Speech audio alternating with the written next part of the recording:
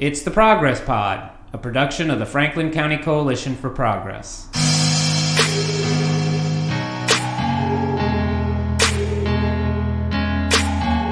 I'm Pete Mazzoni with Jeremy Kate. Every year, millions of men, women, and children are trafficked in countries around the world, including the United States. It's estimated that human trafficking generates many billions of dollars of profit per year, second only to drug trafficking as the most profitable form of transactional crime. While this may seem like a problem only big cities experience, it has unfortunately found its way to South Central Pennsylvania. On today's show, we're going to speak with Executive Director Andrea Meredith from She's Somebody's Daughter, a 501c3 based out of Central PA with a mission to erase the lines of separation that isolate women who have been exploited or sexually abused. As January is recognized as National Slavery and Human Trafficking Awareness Month, this is a timely topic, and we're glad to have you on the show, Andrea. Thanks for being here. Yeah, thanks for having me. So tell us about She's Somebody's Daughter and what you're out there doing. Absolutely. We started in the year 2012 as an awareness initiative. We used billboards and a website to provide education for the public on what human trafficking looks like, as you said, not just in other countries, but in the United States and our communities. And that's still very much at the heart of what we do at SSD, and we've been able to expand those opportunities.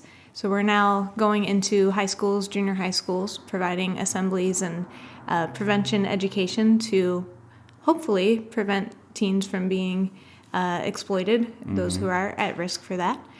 We also have been able to provide training opportunities for medical staff, law enforcement, and other civic organizations who come into contact with victims so that they're able to identify and move forward in the best ways to support them. And then just general awareness. As often as we're asked and allowed to speak, we like to have this conversation and just continue to get the word out as to what trafficking looks like in our communities. Sure. What is the status of the problem in our area? It's hard to put a number to it, but it's much more prevalent than I think anyone wants to acknowledge and realize. And honestly, even the more that I am a part of this organization and the fight against trafficking, the more I discover is here.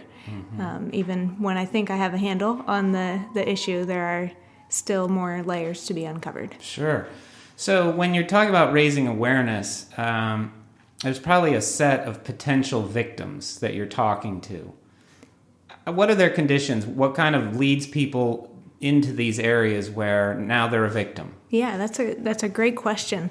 I think a lot of people have a picture in their mind of what a human trafficking victim looks like, and it may have been brought on by movies like Taken, and that's not the reason that I'm involved in this work is because of Taken, and really? It's actually fairly inaccurate. Well, yeah, if only we had more Liam Neesons out there, right? Right. Solve a lot of problems. That would be great.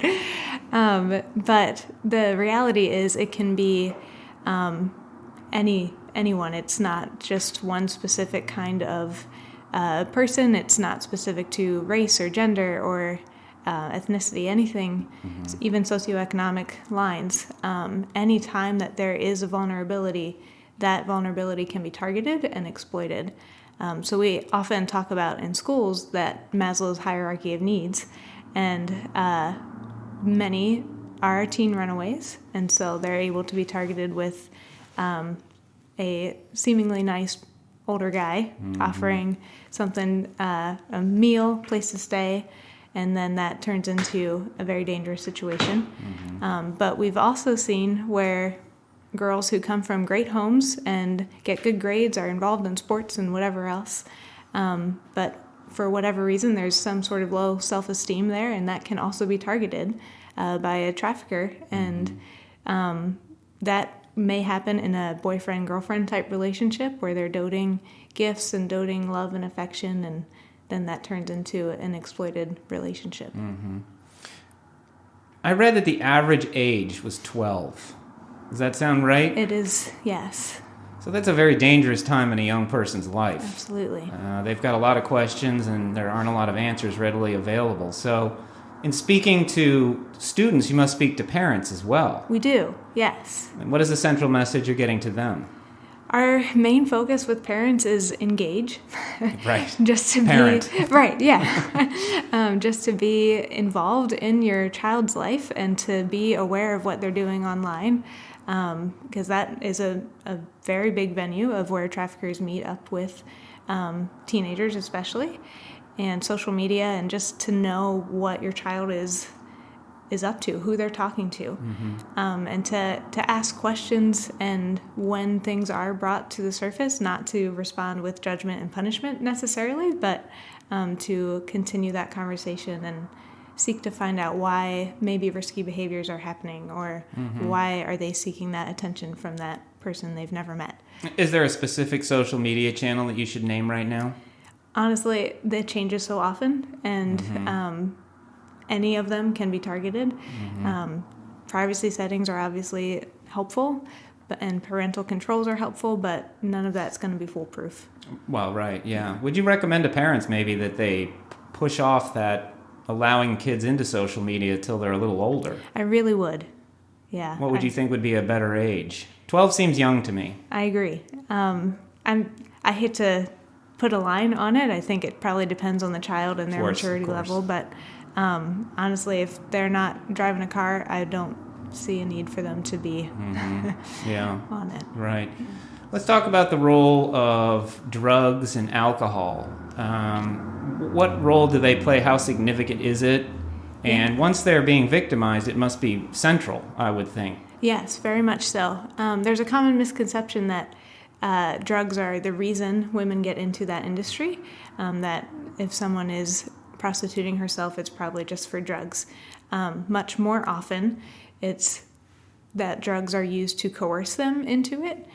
So if they're in a relationship and either they're drugged unknowingly, or it becomes this addiction, and now they're tied to that person and needing things from them. And so it's much more a coercion than it is a reason that draws them into it. And if it's not a coercion, I've heard from many that I work with in that industry that you can't do that job sober. As you can imagine. You got to anesthetize yourself. Absolutely. And there's a lot of dissociating that happens and a lot of numbing that happens in order to just survive in that industry. What would you recommend that someone would do if they suspect that they know a victim? I would recommend calling the National Human Trafficking Hotline, and that's run by Polaris Project. It's 1-888-3737-888. And they are trained to intake all of that information, and even if you don't feel like you have enough information, they can keep it on file, and if somebody else would see something and report, they can move forward, and they have locally trained law enforcement everywhere to deal with that. Why don't you give out your website now as well? Sure thing. It's she'ssomebodiesdaughter.org. There's no apostrophes, and somebody's is BODYS. Okay, great. Let's talk about the victimizers, the people that are out there. I mean, can you describe their makeup? That's another, it hits all kinds. And I think there's another misconception that it's only men, and that's not true. We have met about half and half, I would say. Really? Females and males who are on the victimizing. Now, if we're talking about buying, that's 99% men. Right. But those who are exploiting from the selling standpoint, it's about half and half. Interesting. I wouldn't have guessed that. Yeah. I just assume men are doing all the evil in the world. So your organization has an arm called the Beautiful Exchange. Yes. Now, what I find interesting here is that it's not just about raising awareness for you, but it's also about kind of redirecting people back into society. So talk about that and some of the programs you have associated there. Sure. About a year after we launched our awareness campaign, we had a billboard go up in a sort of a mini red light district, and here in north of here. I don't want to give the location, but and we got some pushback on that we were attacking those that were in that industry, in that area. And that wasn't our intent at all. Right. And so because of that, we sought to seek relationship and build, get to know those who were inside the industry. And so we showed up with gifts and a meal and just asked the owner of that particular establishment, can we just come in and get to know the women who work here? And the door was opened, and so we've been there for about 5 or 6 years now. And we visit now, on average, about 7 locations every month, twice a month, just to build relationships with women who are affected by exploitation. Now that's interesting. I read a statistic that 90% of victims are groomed and unaware that they're even victims. That's true. So it sounds like in this situation, these women may be pushing back, thinking, hey, they're taking care of me, I'm making a little money, what have you, not even realizing they're being fully exploited. That's true. And we never want to take away that perception of choice, or that, we're not looking to disempower and victimize somebody by telling them they're a victim. So all we do is get to know those who are inside, no matter their story of how they got there. And when they're ready, 96% of women in that industry want to leave but don't see a way out. That's a Department of Labor statistic.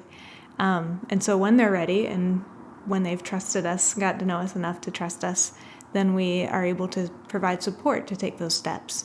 And that's what our beautiful exchange has become, a support system. And I imagine that the lives that lead you to these places, trust becomes a very big issue. Correct. Takes a long time. It takes a long time. And so how do you kind of know when the individual is ready to kind of come on board and maybe leave that behind?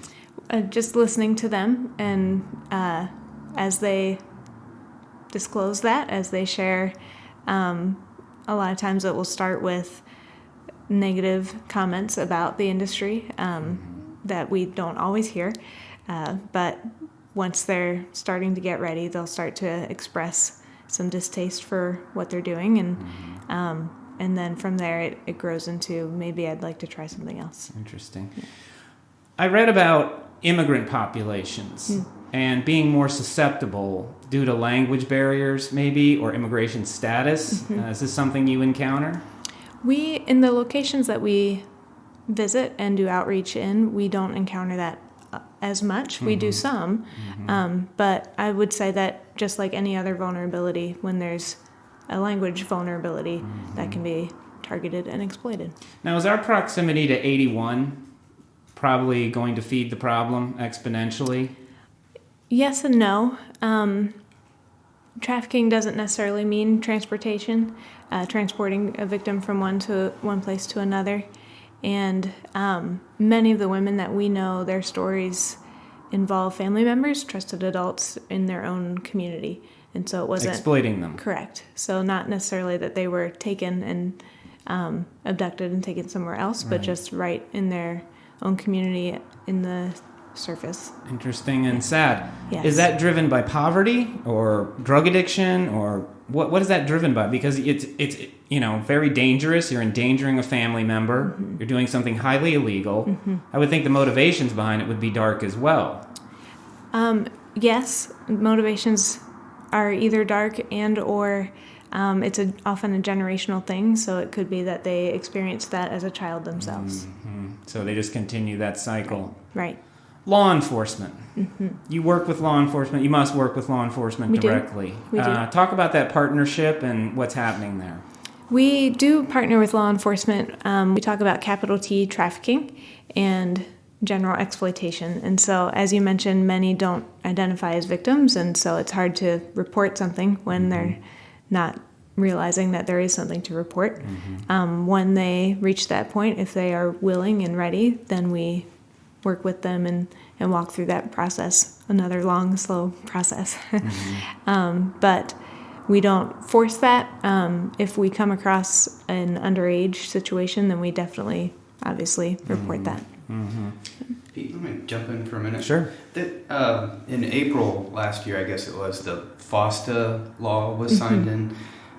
Have you seen any kind of changes with that law, positive or negative, either way? Because you read kind of mixed things about it. Right. So if you could touch on that. Yeah. That'd be good to know. We have seen that It used to be very accessible online, and now it's just changing landscape-wise. As far as pornography is still very accessible, but prostitution, there was a website that was shut down through all of that, and that made it harder for us to find those as well. Oh, that's an interesting bad side effect. Right.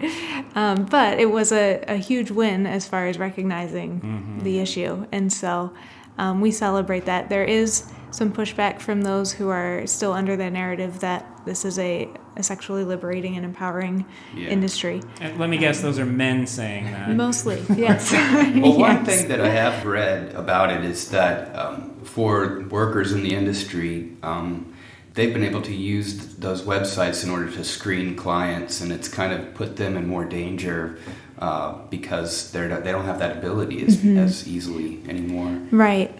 I've heard different perspectives from those in the industry because some would rather screen face-to-face. And so if it's somebody who's pulled up in a car, you can get a vibe, but it might be harder to do so online. But obviously, if they're right there in the car, then you're already physically in proximity. If they decide to do something bad. Right. Well, the law was obviously well intended. It's just a matter of how it's playing working. out. Yes. Good intentions. Does this make any argument for legalizing prostitution so that it can be regulated? That is I love having that conversation. There are countries who have done that in the hopes of making it safer for the women, and they'll have even unions for sex workers, and supposedly it's regulated that that must use protection and all of this, but years after those laws have changed in the countries that have done that, it's been found that the exact opposite is true, that the only people coming to the sex worker union meetings are pimps, and that it's actually created a more competitive environment, and so women are being expected to push boundaries even more. Was this in Holland? In Amsterdam? Germany. In Germany did okay. this, and I'm blanking on the other. Do you know about how long they ran the experiment before this result came out? Not off the top of my head. It kind of doesn't surprise me, though. Yeah. But the U.S., we are different. And, I don't know that prostitution is ever going to be legalized here. But it does seem like, it's just the Wild West out there. And that's a terrible analogy, but it's just unsafe, let's just say. Yeah. And any way we can make it safer seems like it should be explored. Yeah, I would agree, except that hasn't really seemed to be No one's effective. having that conversation. Yeah. I read that the experience can cause so much psychological and physical damage that once a person is in recovery, they can have a life expectancy of only up to about 7 years. Is that something you've experienced? Yeah. The mortality rate for someone in prostitution is 200 times greater than someone not in prostitution. And I believe it's around 60% experience PTSD to the same level as someone who served in combat. So it's a very, very dangerous and traumatizing industry. And so in the rehabilitation process, I noticed that there's a religious element. Let's talk about that. Okay. I mean, is there sometimes pushback? People maybe don't want to be preached to, or how does that go? Yeah. We are a faith-based organization, but we don't force that on anyone who we provide support to. Right. We offer things such as Bible studies or that kind of connection, but we don't close our doors to anyone who's not interested in that, and we're very careful not to, I would say, preach at or not to push it because we care about that individual, and we don't want to put walls between us. We try not to let that become a barrier, but it's there as an offering. And those organizations are probably supporting you to an extent, I would think. Some of the local churches. Yes. Yeah, we are funded very much through church support and individual support as well. But yeah. Mothers and children. Do you find that some of these sex workers have kids? Many do. And that must complicate the issue exponentially. Yeah, a lot of those in the industry are single moms working to provide for their children. We've seen the most common times that a woman who's left the industry, if she returns, it's often at back to school or Christmas in order to provide. And so those are 2 times that we do some extra things to try to support those who have left. But yeah, very many do have children. Is there anything you think can be done legislatively to go to Harrisburg and say, hey, look, this degrades the community. Right. This degrades humanity. Right. Let's do something. Yeah. I do think changing laws is a second piece. We work to change the narrative and expand awareness, and there are organizations who focus on the legislative aspect, and that's very important because without that, there's no legal arm to enforce the end of exploitation. And I think that would be an easy one for legislators to get behind. Right. You know, we're just talking about human rights Right. here in this case. Yeah. And human dignity. Right. It seems like that this is a cycle.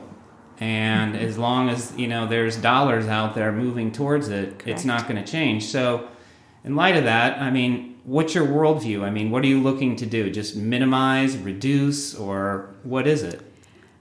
You know, I just read a biography on William Wilberforce, who was the abolitionist in UK. And so that gave me hope to think that we can make some macro change and to really see this come to an end. I would like to see it become much more, it is illegal to purchase sex, but the women who are being prostituted, they get much more time than someone who's buying Really? them. Yeah, Well, that's a society run by men. absolutely. Right there. Absolutely. In the rehabilitation process, how important is rebuilding self-esteem and a sense of self-worth? Yeah, we speak a lot into identity, and part of our beautiful exchange is providing opportunities to explore other skills and to just acknowledge that you have a lot to offer and you're talented. Now, are you sometimes working against decades of people who have been beaten down? Many times. Yeah. So that's got to be kind of an ongoing Sure. effort. Like, Sure. It's just not one counseling session, Correct. off you go. Correct. Let's go back to, for any parents listening, you know, obviously watch the social media. Are there other signs that they can, you know, you can make them aware of to see if that child is going down the wrong path? Yeah. I would say not wanting to make this a black and white thing, but oftentimes if a young woman has gone from not being promiscuous to being promiscuous in a short amount of time, there's a good chance that there's been some exploitation there. So just asking questions and, again, not meeting that behavior with judgment or anything like that. The other thing I would strongly urge is if your child does disclose any form of abuse, to believe them and to act immediately on that. Because we have seen where they finally got the courage to say, this happened at so-and-so's house or whatever, and then they weren't believed, and so then that just leads down the path of, well, I might as well not even try to Right, no one's listening. not do this. Correct. Some of the women that you've worked with, when they look around at society, I mean, what do they see? I mean, do they feel like they can fit in, or they should remain a victim, or... I'm just trying to get into the head of someone who has no faith in themselves or no belief in themselves and allows them to be victimized. I hate to give too much of a blanket statement, but I can share what some have shared with us as their experience. One woman in particular, and this was very eye-opening for me, described those not in that industry as daywalkers, and that she didn't know how to interact with daywalkers, or that if she would go to the grocery store during the day, she was certain everyone knew what she did for a living. Wow. Even though there's no reason that you would, but she just was certain that there was like a sign. So I think there is some element of how do we relate to those not in this It's industry. almost like they're self-stigmatizing. We don't know what they do or who they are, yet they carry that around within themselves.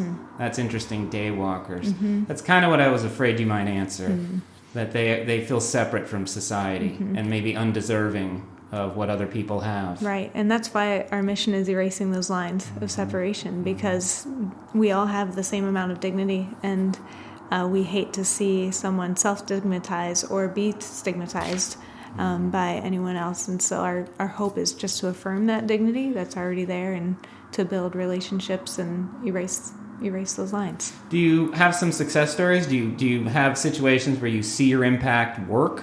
Thankfully, yes. I would not say we're rescuers, but we get to support steps by awesome, strong, amazing women. And we have seen quite a few leave the industry and who are doing really well for themselves and their children, and it's been encouraging. Is there a recidivism rate that you're aware of? It's very much like domestic violence, where it takes an average of 7 times to leave for good. I don't know that we've seen 7 times per se, but we definitely have seen some in and out until the final door closed. Okay. So, yeah. Well, I'm glad to hear that there are some success stories and you're making an impact. I want to thank you for coming on the show today. Thank you for having me. Jeremy and I both admire what you're doing. Thanks. It's unfortunate that those services are needed, but I know there's a lot of lives are being changed by the work you're doing. So thank you for that. Before we sign off, if you could give out your contact info and your website again to anyone who might need to reach out. Sure. Our website is found at shesomebodiesdaughter.org, and I can be reached at Andrea at shesomebodiesdaughter.org, or our phone number is 717-422-2488. Okay. Thank you very much, Andrea. Thank you. Pleasure speaking with you. You too.